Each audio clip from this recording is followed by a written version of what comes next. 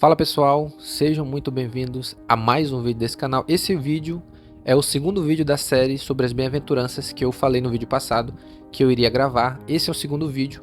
No vídeo de hoje nós vamos falar sobre a segunda bem-aventurança que está em Mateus capítulo 5 versículo 4, que é sobre bem-aventurados aqueles que choram. Mas se você não me conhece, eu sou o Pastor Ciel. Se você ainda não é inscrito nesse canal, peço para você se inscreva aí embaixo, né? Eu acredito que essa série vai te abençoar grandemente. Então se inscreve aí para que os próximos vídeos que sairão a respeito dessa série que eu estou fazendo, você não possa perder, né? Você possa ser notificado. Quando você se inscrever, ativa o sininho das notificações, né? E deixa também um like nesse vídeo para o YouTube saber que esse conteúdo é relevante e possa alcançar outras pessoas dentro da plataforma. Então que Deus te abençoe, já te agradeço por ter clicado nesse vídeo e bora lá para o conteúdo. Nossa passagem está em Mateus capítulo 5, versículo 4. É um curto versículo e vamos ler ele aqui. Está escrito assim, ó: Bem-aventurado os que choram, porque eles serão consolados. Eu quero relembrar algo que eu falei no vídeo passado. Essas bem-aventuranças que Jesus está falando aqui não são qualidades terrenas de pessoas terrenas nessa terra, mas são qualidades de pessoas que fazem parte do reino de Deus. Ou seja, são qualidades daquelas pessoas que foram salvas, que passaram pelo novo nascimento, que nasceram de novo, que passaram pela regeneração. Então essas pessoas elas vão manifestar essas 8 características que são as 8 bem-aventuranças. Então só para deixar bem claro, para que você não possa pensar que qualquer pessoa que chora, que a gente vai entrar no tema aqui, é uma bem-aventurança. Não.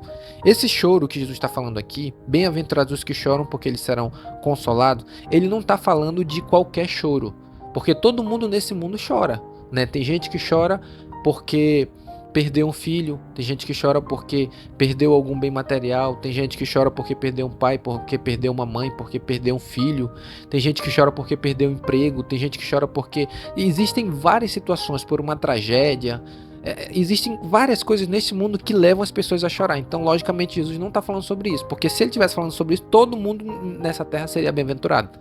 Então não é isso que Jesus está falando. Existe um choro específico que Jesus está falando aqui. Eu vou explicar o que é esse choro, depois a gente vai entrar em alguns textos e eu vou dar aqui algumas características. Pelo menos um texto a gente vai analisar para que a gente possa entender melhor isso aqui.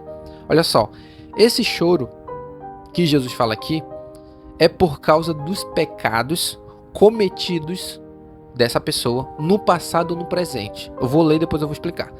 É aquela pessoa que passou pelo novo nascimento, teve o seu coração mudado e agora está sensível ao seu pecado. E a evidência de que ela passou pelo novo nascimento é que ela chora pelos seus pecados. Então esse choro aqui, ele está muito ligado a pecado. Uma pessoa que nasceu de novo, que passou pelo processo da regeneração, ela chora pelos seus pecados. Eu acredito que você que é salvo, você já passou por isso e continua passando, pelo menos comigo é assim. Quando nós pecamos, nós choramos. Antigamente lá no mundo, nós não sentíamos nada quando pecávamos. Pecávamos e para nós era algo natural, algo comum e a gente não sentia nada. Mas depois que você nasce de novo, os seus pecados se tornam sensíveis aos teus olhos. Sabe por que isso acontece? Ezequiel capítulo 36, está escrito lá num dos versículos que eu não me lembro agora, mas eu vou colocar no vídeo na hora da edição. Deus fazendo uma promessa que se aplica ao Novo Testamento, em que ele disse que ele tiraria o coração de pedra da nossa carne e nos daria um coração de carne. O que significa? Significa que a troca desse coração significa que haveria sensibilidade quanto ao pecado. Então agora, os novos nascidos de novo, eles são sensíveis aos seus pecados. Então é isso que Jesus quer dizer. Trocando em miúdos, bem-aventurados os que choram. Choro pelo quê? Pelo pecado. Então essas pessoas que choram, que tem a ver com pecado, são bem-aventuradas, são felizes. Aqui eu quero dar 4 características a respeito desse tipo de pessoa. Então, vamos lá. A primeira característica, que eu já falei, mas eu vou citar de novo. Essa pessoa ela se torna sensível ao seu pecado. Então, quando ela peca, ela não é mais indiferente àquilo que ela faz. Uma mentira, né? Uma palavra que ela falou que feriu o irmão, né? Uma ira, ou um outro sentimento, ou um pensamento, seja lá de qual natureza que seja, mas que se for pecado, essa pessoa ela vai sentir, ela vai se tornar sensível, ela vai conseguir perceber os pecados na vida dela e ela vai chorar por causa disso. A evidência de que ela é sensível é que leva ela ao choro, que eu posso dizer que isso é o arrependimento. que é gerado dentro dessa pessoa. Segunda característica dessa pessoa que tem essa bem-aventurança, ela sente culpa quando peca. Isso aqui, eu digo para você, é uma das maiores evidências de que uma pessoa foi salva. Porque a pessoa que não é salva, ela peca e não sente nada. Ela peca e continua pecando e para ela tá tudo certo. Mas a pessoa que nasceu de novo, quando ela peca, meu amigo, é um desespero. Por causa que a pessoa sente culpa e é uma culpa profunda. Enquanto a pessoa ela não confessa esse pecado, ela continua sofrendo. Salmo 32, quem já leu o Salmo 32 sabe, quando Davi ele fala que ele encobriu o seu pecado. E ele disse que durante toda a noite ele, vamos dizer assim, ele estava chorando, né, pelo seu bramido, seus ossos envelheceram pelo seu bramido durante toda a noite. Aí ele vai dizer, confessei-te o meu pecado. Aí foi quando passou. Então isso é evidência de uma pessoa que nasceu de novo. Se essa pessoa nasceu de novo, ela é sensível ao pecado. Segundo, ela sente culpa por causa do seu pecado. Ela não consegue ficar indiferente quanto ao seu pecado. Quando ela peca, logo ela sente uma tristeza. E essa é uma evidência da salvação. E essa é a segunda característica dessa pessoa que eu estou falando para você. Terceira característica aqui das 4 que eu vou dar para você. Essa pessoa que tem essa bem-aventurança, ela não se alegra. Essa aqui é uma outra característica da pessoa que é salva. Ela não se alegra com o pecado. Não há felicidade no pecado. Antes no mundo, as pessoas que não nasceram de novo, eu digo isso de mim. Antigamente no mundo eu me alegrava com os meus pecados. Eu era feliz, eu não sentia nada em mim, me sentia muito alegre quando eu cometia-os. Agora, depois de ter nascido de novo, não há alegria. Não há alegria, mas há culpa. E eu não consigo ser feliz mais com os pecados que eu praticava no passado. Não consigo. É impossível eu conseguir ser feliz com os pecados que porventura eu venha praticar. Eu não consigo ser feliz com eles. Não há alegria. Essa é uma das características dessas pessoas que têm a bem-aventurança, que nasceram de novo. Elas não se sentem felizes com seus pecados. Pelo contrário, elas se sentem infelizes. Não há felicidade nenhuma quanto à prática dos pecados. E por último, a quarta característica dentro dessa pessoa que tem essa bem-aventurança, ela se esforça para não pecar. Ela luta de todas as maneiras para conseguir ser santa, para conseguir se desvencilhar dos seus pecados, para conseguir se apartar deles e não praticá-los.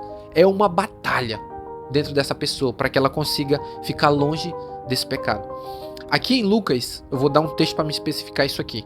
Lucas capítulo 22, versículo 61 ao 62, olha o que está escrito assim, ó. Eu vou dar um exemplo e eu vou explicar isso aqui.